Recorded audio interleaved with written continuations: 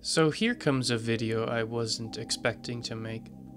There's been a lot of controversy with Palworld recently, and I've been getting a lot of videos on my feed about it. What's motivated me to make this video is that the discourse around this game has gotten really bad. The crux of the issue is plagiarism.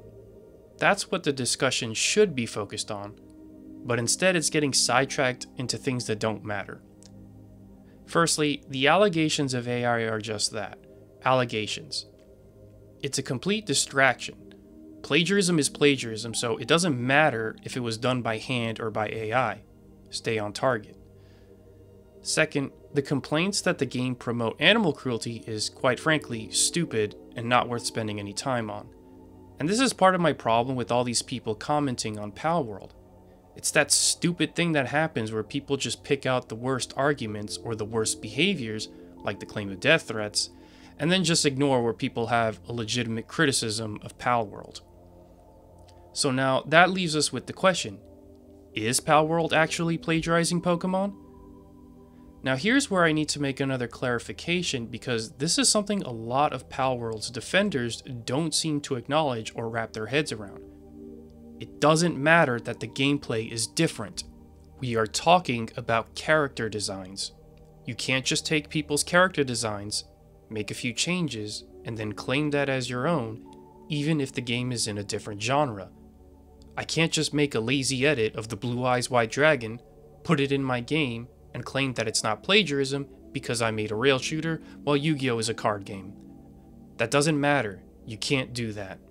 Another point I need to make is that multiple things can be true at the same time. Palworld is a unique mashup of game concepts that people want to see. At the same time, Palworld may have crossed the line with some of its designs. This is where a lot of commentary and perspectives are muddied on this issue because so many people that talk about Palworld are often bringing up the dissatisfaction with Game Freak.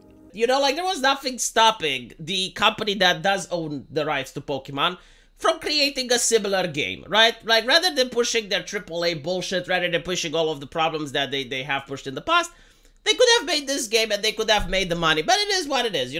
Part of the problem here is that Pokemon and Game Freak are just not likable. Nobody sympathizes with them because they're not releasing good titles. And they're making a lot of really, really bad games over the past couple of years. So when there's something that is catering to the wants and needs of players, people are just gonna gravitate towards it. See, when you say that, pardon me if I think that a lot of people defending Palworld are biased and their opinion on the matter of plagiarism is not reliable, because they're more than willing to look the other way as a sort of fuck you to Nintendo, when the reality is that whether you think the last Pokemon game sucked, that has zero relevance to the question. And yet, for every person that comments on this, they make admissions that the character designs of Palworld are really derivative. The reason that they are saying that there are copyright violations is that indeed this game does seem to be inspired from Pokemon. And as you can see here, some of the critters do look quite similar to Pokemon's. Now, to be fair though, Palworld does look a lot more like Pokemon than some of those other games.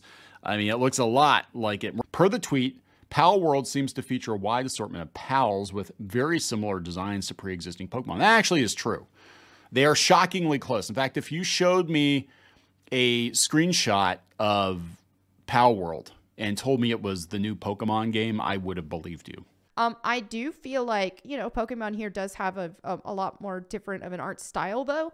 And I do think that Palworld definitely really went close with the art style of Pokemon. I will say that. Are these pals heavily influenced by Pokemon? Yes. Is the design or the development of these pals maybe a bit lazy? Maybe. So I scroll through this stuff, and some of it I'm like, okay, I can see some similarities there, you know, like this one, obviously it's a different like motif, the green versus the red or whatever, but like, okay, there's some similarities. This one I do think is legit, right? Like, the mud, it literally has like the face of Slowpoke and Sobble's fin, and Sobble's fin is not like a conventional design, really. I do think this one is more legit. And hold on, let me show you guys Sobble. Here's Sobble's fin. Like we can agree, right? Like that's the same fin. That's fuck. That's like the same fin. So let's actually take this in a more productive direction and see for ourselves. Remember that anytime two artists are making designs on the same concepts, especially if they're pulling inspiration from real life like most great artists do, there's bound to be some overlap. So the core questions are, what are the similarities? How many are there? And if so, is it just coincidence? There are about 111 designs in Palworld, so this has to be taken on a case-by-case basis. This is where I will have to do some of my own research because I haven't played a Pokemon game since Ruby and Sapphire. So there may be designs from Palworld that are based on Pokemon that I've never seen before. And for that reason, I think I'm more qualified to weigh in on this issue because I don't care that much about Pokemon. For example, it doesn't bother me in the slightest when people try to make their own versions of Super Smash Bros. Like Rivals of Aether or that Nickelodeon fighting game. I'm absolutely all for it. Now, I'm not totally starting from scratch because there's already been some damning evidence, contrary to what some of these YouTubers are saying. Ideally, I would like to grab the ripped models from the game and then compare them to the ripped models from Pokemon, but I don't know how to do that. Regardless, I'll be making a series of videos where I go through each of the designs one by one and take a more objective approach to this controversy. It also serves as a great way for me to learn about character design, so I admit I'm actually using this as a learning experience as well.